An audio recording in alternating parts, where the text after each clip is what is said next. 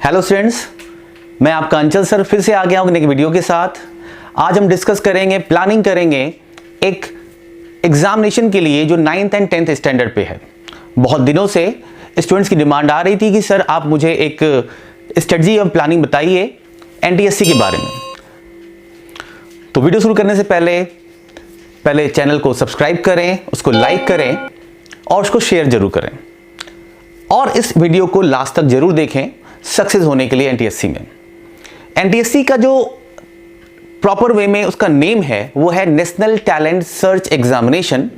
हिंदी में इसको कहते हैं राष्ट्रीय प्रतिभा खोज परीक्षा। ये स्टैंडर्ड बिलोंग करता है 9th एंड 10th दोनों स्टैंडर्ड से क्वेश्चंस आते हैं ये, और इसमें डरने की कोई जरूरत नहीं। अगर आप पैनिक हो रहे हैं कि नहीं ये बहुत टफ एग्जामिनेशन है, तो पहले अपने माइंड से आप ये सिर्फ निकाल के बाहर कर देंगे टफ एग्जामिनेशन। ये बहुत ही सिंपल एग्जामिनेशन है और थाउजेंड्स ऑफ बच्चे इसको क्वालिफाई करते हैं। तो पहले अपने मन से ये बात निकाल के बाहर कर दें कि मैं इस एग्जाम को क्वालिफाई नहीं कर सकता। एक पॉजिटिव एटीट्यूड के साथ आपको मेरी बातों को सुनना है और मैं जो कहूंगा उसको आप एक एक स्टेप को क्या करेंगे, फॉलो करेंगे। पहली बात करते हैं कि इस एग्जामिनेशन में क्या क्या चीजें आती हैं। इस एग्जामिनेशन में आता है क्लास 9 का सब्जेक्ट मैटर और क्लास 10 का सब्जेक्ट मैटर। अब किस किस बोर्ड से आता है, तो बोर्ड बिलोंग करता है, आप डिफरेंट स्टेट्स को बिलोंग करते हैं। कुछ एमपी से हैं, कुछ यूपी से हैं, कुछ साउथ से हैं, कुछ ईस्टर्न इंडिया से हैं। हर एक स्टेट में अपना एक बोर्ड का सिलेबस होता है। कुछ क्वेश्चन उस सिलेबस से आते हैं और मेनली क्या होता है जो एनसीईआरटी जो ऑल इंडिया लेवल पे है 9th 10th की, उससे क्या होता है क्वेश्चन यहां फ्रेम किया जाता है। पहला स्टार्ट हम करते हैं यहां पे कि साइंस का क्या है। साइंस में जो सब्जेक्ट आते हैं वो 3 हैं, आपका बायोलॉजी है, फिजिक्स है, केमिस्ट्री है। ये तीनों मिला के 40 मार्क्स के क्वेश्चंस आते हैं, 40 क्वेश्चंस भी आते हैं। नेक्स्ट जो है वो है एसएसटी, वो भी 40 क्वेश्चंस आते हैं, 40 मार्क्स के आते हैं। और थर्ड जो है वो है mental ability. Mental ability 100 marks के क्वेश्चंस आते हैं, 100 क्वेश्चंस आते हैं। तो साइंस सब्जेक्ट की बात करते हैं क्योंकि सारे बच्चे साइंस को लेकर ज्यादा परेशान रहते हैं। साइंस के साथ साथ मैथ्स भी जुड़ा हुआ है आपसे। तो साइंस हो गया, मैथ्स हो गया, एसएसटी हो गया और मेंटल एबिलिटी हो गया। ये इसका बेस है इस एग्जाम को क्वालिफाई करने के लिए। साइंस की बात करते हैं, साइंस आपका एनसीईआरटी बेस होता है, साथ में आपका जो स्टेट गवर्नमेंट के थ्रू जो बुक्स मिलती हैं उसमें सिर्फ और सिर्फ 9th और 10th। अगर आपसे कोई कहता है कि नहीं मैं एक्स्ट्रा पढ़ना चाहता हूं, इस बुक से अलावा पढ़ना चाहता हूं, तो नहीं, आपको उधर जाना ही नहीं है। अगर आप उधर गए तो अपना ट्रैक आप लंबा कर रहे हैं। ट्रैक जो डिसाइडेड है, जो पाथ डिसाइडेड है, उस पाथ पे क्या करना है, आपको आगे बढ़ना है। एक प्रॉपर गाइडेंस के साथ आपको बढ़ना है। तो साइंस जो है उसमें बायोलॉजी जो है सबसे ज्यादा बड़ा सिलेबस को कवर करता है। उसके हर एक लाइन से क्वेश्चंस फ्रेम होते हैं। तो जब तक आपको बेसिक प्रॉपर बेसिक वे में अगर आपको बायोलॉजी तैयार नहीं है, उसके डायग्राम से, उसके जो कंटेंट हैं उनसे, ये सारी की सारी चीजें आपको प्रॉपर वे में स्ट्रांगली आपके ब्रेन में होनी चाहिए कि एक बार आपने क्वेश्चन पढ़ा तुरंत क्या कर लिया, आपने उसको टिक कर दिया। सेम उसी तरह से फिजिक्स है। फिजिक्स का सिलेबस छोटा है, केमिस्ट्री का सिलेबस बहुत छोटा है। तो केमिस्ट्री और फिजिक्स के लिए आपको ज्यादा परेशान नहीं होना है क्योंकि एक भी क्वेश्चंस आपको बाहर से तो मिलना ही नहीं है, आपकी बुक से तो मिलना ही नहीं है। बस सिलेबस थोड़ा सा लेंदी किसका है, बायो का है। तो बायो जो है उसको मैं हैंडल करता हूं और आप देखेंगे कि बायो आपको कितने इजी फॉर्म में आप अच्छी तरीके से उसको तैयार हो जाएगी मेरे थ्रू। नेक्स्ट बात करते हैं, बच्चे बहुत परेशान रहते हैं एसएसटी को लेके, सर क्या पढ़ें, एसएसटी में क्या पढ़ें, स्टार्टिंग से लेके परेशान हो जाते हैं। तो स्टार्टिंग से लेके आपको एसएसटी को तो परेशान होना ही नहीं है। एक जनरल वे में जो आपके स्कूल में एसएसटी को पढ़ाया जा रहा है, अगर आप स्टेट बोर्ड से बिलोंग करते हैं तो आपके लिए बहुत अच्छी बात है। अगर आप एनसीईआरटी से पढ़ने वाले सीबीएसई बोर्ड के हैं तो भी आपको परेशान होने की जरूरत नहीं है। आप सिंपल वे में डेली एक शेड्यूल बनाएं कि एसएसटी मुझे 30 मिनट्स पढ़ना है, 1 आवर क्या करना पढ़ना है। पैनिक नहीं होना है एसएसटी को लेके। एसएसटी का फैक्ट क्वेश्चन आता है, कोई भी क्वेश्चन टर्न करके नहीं आता। जो भी फ्रेम लाइन लिखी हुई है कि ये कहां हुआ था, कब हुआ था, इससे रिलेटेड कौन है, इसी टाइप के क्वेश्चंस आते हैं। परेशान नहीं होना है एसएसटी को लेके। एसएसटी पे आप फोकस कब करेंगे? जब आपका एग्जाम पास आ जाएगा नवंबर के आसपास, तब क्या करेंगे आप एसएसटी को लेके, क्या करेंगे, लर्न कर, क्योंकि एसएसटी क्या है, एक लर्निंग सब्जेक्ट है। उसको प्रॉपर वे में उसकी डेट्स आपको अपने ब्रेन में रखनी है, माइंड में रखनी है। तो अभी आप पैनिक तो होना ही नहीं एसएसटी को लेके। सिर्फ वे में क्या करना है, आपको एक कॉन्टिन्यूअस वे बनाना है एसएसटी को पढ़ने के लिए। मेंटल एबिलिटी जो है वो आप तमाम YouTube पे चैनल्स प्रेजेंट हैं मेंटल एबिलिटी के लिए।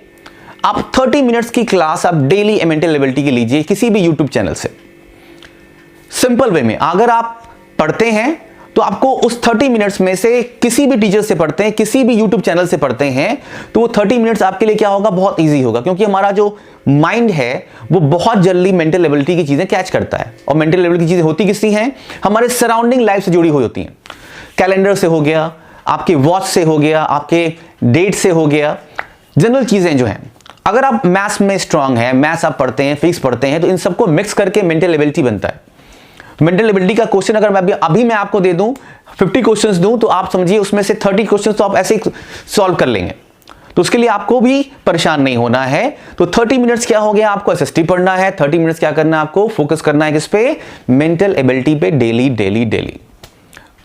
पैंडेमिक का टाइम है, आप घर रह के एक प्रॉपर टाइम डिसाइड कर लीजिए कि मुझे इस टाइम में टाइम टेबल के साथ पढ़ाई करनी है। बात करते हैं मैथमेटिक्स की। मैथमेटिक्स में एक सिंगल क्वेश्चन भी आपके एनसीईआरटी से बाहर नहीं आएगा। तो अगर आपको कोई कहता है कि आप बड़ी बड़ी बुक्स पढ़ो, इन पब्लिकेशन की बुक्स पढ़ो, तो no, you only focus over the NCERT. उसके जो पीछे की तरफ जो क्वेश्चन दिए हुए हैं, उसके जो एग्जांपल्स दिए हुए हैं, ये आपको रखना जरूरी है। साइंस की बात करते हैं हम लोग। फिर से मैं बायोलॉजी की बात करूंगा क्योंकि सिलेबस काफी उसका बड़ा है, हर एक लाइन से क्वेश्चंस आते हैं, आपको बार बार पढ़ना पड़ता है बायोलॉजी, क्योंकि आपकी कॉन्सेप्चुअल सब सब्जेक्ट है। डायग्राम से फोकस करना पड़ेगा क्योंकि बहुत ढेर सारे डायग्राम्स के क्वेश्चंस आते हैं। तो बायोलॉजी की चिंता आपको नहीं करनी है। बायोलॉजी के लिए आप मुझसे कनेक्ट रहेंगे, मेरी जूम क्लासेस है उस पर आप कनेक्ट रहेंगे। दोनों क्लास 9 का डिटेल और क्लास 10 का डिटेल मैं आपको इतने अच्छे वे में गाइड करूंगा कि आप, अगर आपका फ्यूचर एनटीएससी नहीं, आपका फ्यूचर अगर नीट एग्जाम को क्वालिफाई करना भी है, तो आप ये प्रॉपर वे में आप इतने, आपका फाउंडेशन, आपका बेस इतना स्ट्रांग हो जाएगा कि आगे हायर क्लासेस में आपको सब चीजें इजी लगने लगेंगी।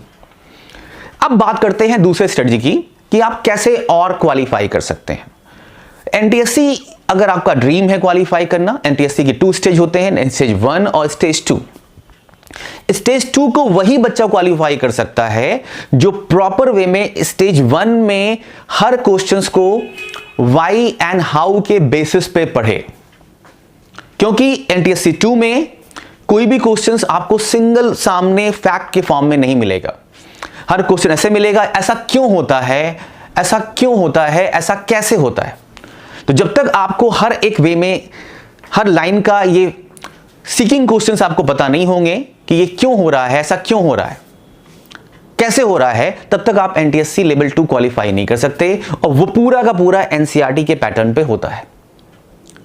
सब तीसरी प्लानिंग कि अगर आपको एनटीएससी के आप एस्पायरेंट बनना चाहते हैं, उसको क्वालिफाई करना चाहते हैं, तो आपके पास जिस स्टेट से आप बिलोंग करते हैं उस स्टेट का कम से कम लास्ट 5 इयर्स के क्वेश्चंस पेपर होने चाहिए।